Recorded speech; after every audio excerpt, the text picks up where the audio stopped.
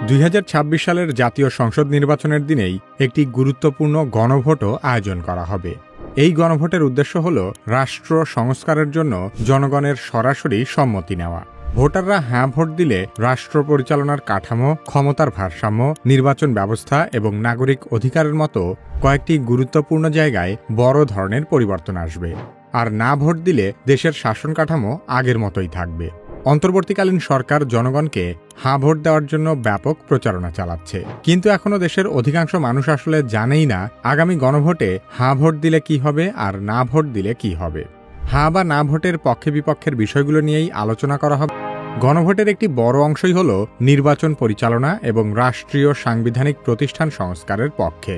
সে কারণে গণভোটের ব্যালটে হাঁ ভোট দিলে যেসব বিষয়ে পরিবর্তন আসবে সেগুলোর মধ্যে অন্যতম হল তত্ত্বাবধায়ক সরকার, নির্বাচন কমিশন এবং সরকারি কর্মকমিশন গঠনে সরকারি দল ও বিরোধী দল একসাথে কাজ করবে।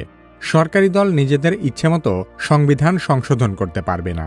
সেই সাথে সংবিধানের গুরুত্বপূর্ণ পরিবর্তনের ক্ষেত্রে গণভোটের বিধান চালু হবে।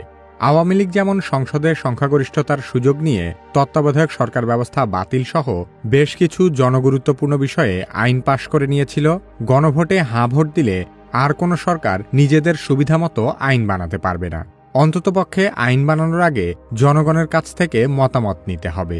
সংসদের ডেপুটি স্পিকার হতে হবে বিরোধী দল থেকে। গুরুত্বপূর্ণ সংসদীয় কমিটিসমূহের সভাপতিও বিরোধী দল থেকেই নির্বাচিত হবেন। সবচেয়ে গুরুত্বপূর্ণ বিষয় হল, একটি দল যত মেয়াদেই ক্ষমতায় যাক না কেন, কোনো দলের কোনো ব্যক্তি সর্বোচ্চ 10 বছরের বেশি প্রধানমন্ত্রী থাকতে পারবেন না। সেই সাথে ক্ষমতার ভারসাম্য প্রতিষ্ঠার জন্য পার্লামেন্টে একটি উচ্চকক্ষ গঠিত হবে।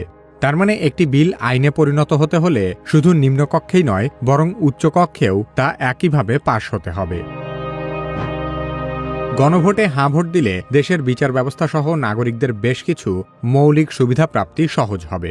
দেশের বিচার ব্যবস্থা স্বাধীনভাবে কাজ করবে এবং সাধারণ জনগণ আবারও উপজেলা পর্যায়ে বিচার প্রাপ্তির সুবিধা পাবে। অনগ্রসর গোষ্ঠী হিসেবে সংসদে নারীর প্রতিনিধিত্ব পর্যায়ক্রমে বাড়বে। সেই সাথে নাগরিকের মৌলিক অধিকারের সংখ্যা বাড়ানো হবে। উদাহরণ হিসেবে ইন্টারনেট সেবাকে একটি মৌলিক অধিকার হিসেবে স্বীকৃতি দেওয়া হবে, যাতে ভবিষ্যতে কোনো স্বৈরাচার সরকার ইন্টারনেট সেবা কখনো বন্ধ করতে না পারে। বর্তমানে প্রচলিত আইন অনুযায়ী রাষ্ট্রপতি যে কোনো দণ্ডপ্রাপ্ত আসামিকে নিজের ইচ্ছেমতো ক্ষমা করতে পারেন, কিন্তু গণভোটে হাঁ জয়যুক্ত হলে ভুক্তভোগী পরিবারের অনুমতি ছাড়া রাষ্ট্রপতি কোনো অপরাধীকে ক্ষমা করতে পারবেন না। বাংলাদেশ বাঙালি অধ্যুষিত হলেও এদেশের পার্বত্য অঞ্চল সহ সারা দেশে আরও বেশ কিছু ভাষাভাষী জনগোষ্ঠী আছে। হাঁ ভোটের মাধ্যমে রাষ্ট্রভাষা বাংলার মর্যাদার পাশাপাশি অন্যান্য জাতিগোষ্ঠীর ভাষারও সাংবিধানিক স্বীকৃতি আদায় হবে।